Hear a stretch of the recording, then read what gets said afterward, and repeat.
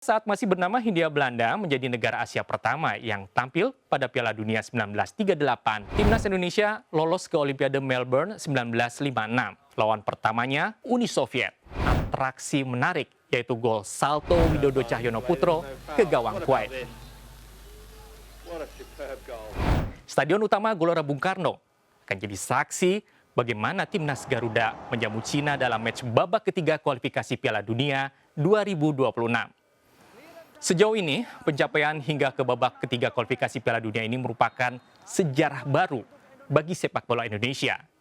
Tapi apakah prestasi ini pertama kalinya yang pernah ditorehkan timnas Indonesia di kancah pertandingan internasional? Yuk, kita flashback.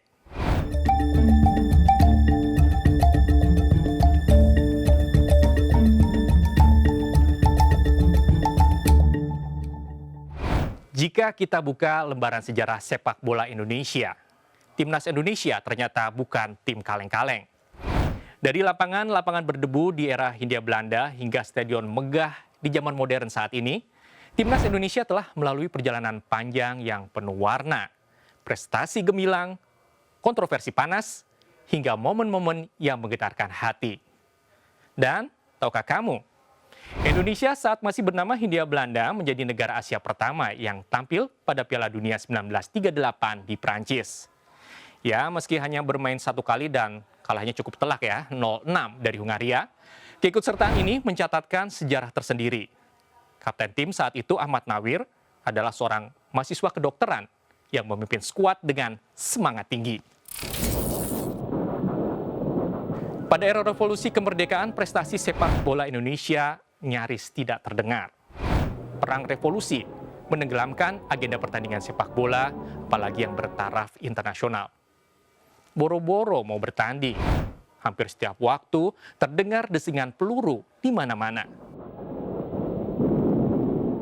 Pasca proklamasi, sepak bola mulai jadi bagian dari diplomasi lunak. Tapi jangan tanya soal kualitas. Namanya juga negara baru merdeka. Stadion ya masih seadanya. Bahkan nggak semua orang bisa beli sepatu. Pasca kemerdekaan Indonesia di tahun 1951, Indonesia ikut serta dalam ajang Asian Games pertama di New Delhi, India. Walau hanya sampai perempat final, ini adalah debut timnas di kompetisi besar. Saat itu sepak bola bukan sekedar olahraga. Presiden Soekarno tahu betul bola bisa jadi senjata diplomasi. Kemudian 5 tahun berselang, timnas Indonesia lolos ke Olimpiade Melbourne 1956. Lawan pertamanya Uni Soviet. Waktu itu Uni Soviet diperkuat kiper legendaris Lev Yashin. Tapi ajaibnya Indonesia bisa menahan imbang 0-0 di laga pertama. Tapi sayangnya Indonesia kalah 0-4 di pertandingan ulang. Waktu itu memang belum dikenal ada adu penalti. Dan ini adalah salah satu prestasi terbesar timnas Indonesia. Kemudian ke tahun 1960-an, timnas Indonesia mengalami fase terlunta-lunta setelah Indonesia sebagai tuan rumah Piala Asia 1962 menolak bermain melawan Israel. Boikot Indonesia dituding sebagai agenda politik dalam olahraga dan ini berbuntut panjang. Ujung-ujungnya, Indonesia ditangguhkan dari keanggotaan Komite Olimpiade Internasional dan dilarang tampil pada Olimpiade 1964. Beralih ke dekade 70-an, eranya Roni Patinasarani dan kawan-kawan.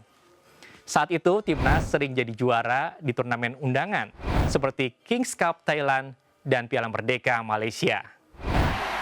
Umpannya pada Ricky Yaakob. Lim Kin Hong Sundul, masih Ruli Nere. Tendangan salto Ruli. Ricky Yaakob coba sundul. Ada ribut Waidi.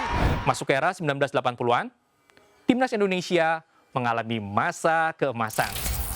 Puncaknya terjadi pada SEA Games 1987 di Jakarta ketika skuad Garuda meraih medali emas pertama mereka dengan mengalahkan Malaysia 1-0. Ada ribut Waidi, Heri Kiswanto. Gol kemenangan dicetak oleh Ribut Waidi di menit ke-91 menjadikan tim ini dikenal dengan julukan The Boys of 1987. Dikejar oleh Ribut Waidi.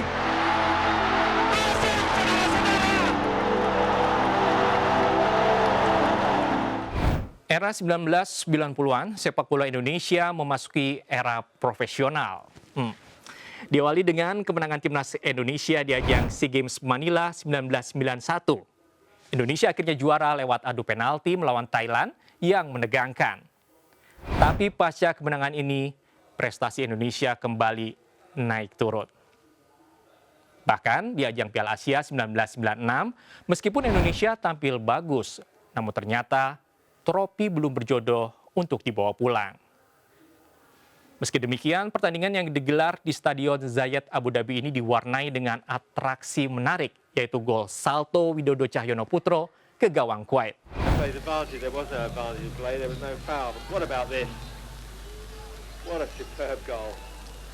Nasib timnas Indonesia memang tidak seindah gol Widodo karena langkah pasukan Merah Putih harus terhenti di babak penyisihan grup. Meski demikian, gol Widodo itu akan selalu dikenang. Belakangan bahkan terpilih sebagai gol terbaik sepanjang sejarah Piala Asia. Pada era reformasi 1998, timnas Indonesia mengalami pasang surut dalam kancah sepak bola internasional. Salah satu momen penting terjadi pada Piala Tiger 1998, di mana Indonesia tampil cukup solid meskipun situasi politik dalam negeri sedang bergejolak akibat kerusuhan Mei 1998. Timnas Indonesia berhasil mencapai semifinal. Kan tetapi pertandingan melawan Thailand di fase grup menjadi kontroversial karena adanya dugaan permainan tidak sportif yang kemudian dikenal dengan istilah sepak bola gajah. Waktu itu Indonesia dan Thailand sama-sama ingin menghindari bertemu Vietnam di babak semifinal. Ya, Vietnam sebagai tuan rumah dianggap memiliki keuntungan besar, termasuk dukungan supporter yang fanatik. Dalam pertandingan terakhir fase grup, Indonesia dan Thailand bermain dengan tempo lambat dan terlihat tidak bersemangat untuk menang. Indonesia pun akhirnya kalah 2-3 dengan gol bunuh diri yang kontroversial oleh Mursyid Effendi. Dan ini juga menjadi salah satu skandal terbesar dalam sejarah sepak bola Indonesia. Akibatnya FIFA menjatuhkan sanksi kepada Mursyid Effendi dengan larangan bermain seumur hidup di pertandingan internasional. Di awal 2000-an, timnas Indonesia beberapa kali mencapai final Piala AFF, tetapi selalu gagal meraih gelar juara. Dekade 2000-an dianggap sebagai era generasi emas.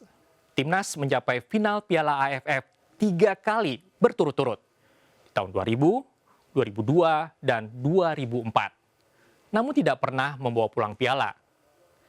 Ilham Jaya Kesuma bahkan menjadi top skor Piala AFF 2004 dengan 7 gol. Namun juara belum berpihak pada Indonesia.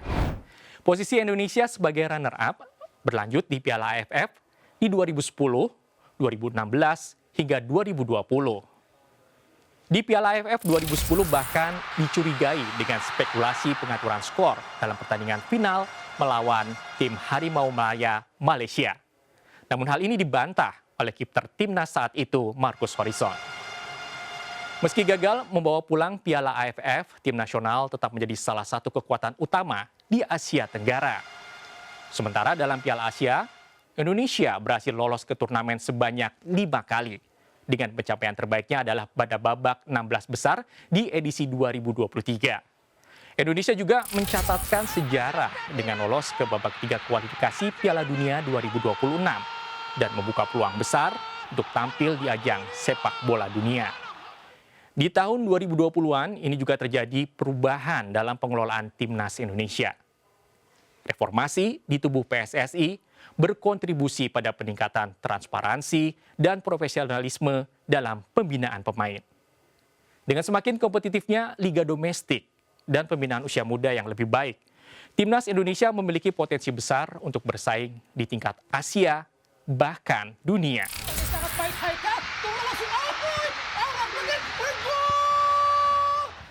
Dan ini dibuktikan dengan kemenangan timnas U22 di final SEA Games 2022 Kamboja mengalahkan Thailand. Anak asuh Indra Syafri mampu memperbaiki mental dengan membawa pulang medali emas setelah 32 tahun. Sendirian, kita lihat, dan tidak gol tadi. Satu lagi, Beckham. Dan di tahun 2024, Timnas Indonesia U23 hampir lolos ke Olimpiade Paris, namun terganjar oleh Gwini. Tahu langsung ke arah gawang. Gagal. Tom Haye shooting langsung. Tom Haye. Perjuangan Garuda masih berlangsung. Dukungan penuh dari masyarakat Indonesia sangat dibutuhkan untuk mewujudkan impian tampil di Piala Dunia. Terima kasih sudah menonton dan sampai jumpa di episode berikutnya.